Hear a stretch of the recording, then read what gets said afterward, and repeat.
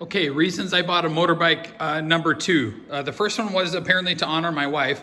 The next thing is, one of the reasons I bought this motorcycle was because this seat is an aftermarket seat and would be much more comfortable for my wife. So that is another part of the story, the stories that I have for why I purchased this right now. I'm gonna fire this bike up. Make sure it's in neutral and not paying attention here. I'm gonna fire this bike up, see how it sounds.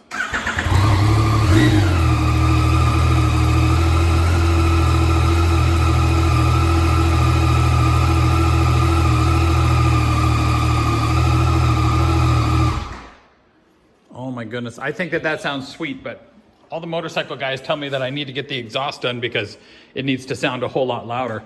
I don't know, it sounds like a Tokyo drift car to me right now. Sadly, because the Alberta government insists that this goes back to stock, we actually have to take this, all the stuff that we was taken off and the tail tidy, we actually have to put everything back to the way that it was so that we can get it inspected, so that we can tear it all off again, because it's perfectly legal to do it the other way. But my buddy John at Destination Cycles, who goes to Venue Church as well, who also pointed out that I said I wasn't going to buy a motorcycle, and I did. Thanks, John. Anyways, he kind of coached us in how we had to put everything back to normal. So, but before the end of the day, hopefully, maybe I'll buy him lunch and he'll get this bike in for a quick out-of-province inspection. Anyways, this is Edward's bike over here. It's a Ducati something or other, so it's like really, really sweet. I keep making fun of him because everything is a competition. It is a nicer bike, just don't tell him. Also this, yeah, that's much nicer than anything I'll ever have. But hey, here's the thing.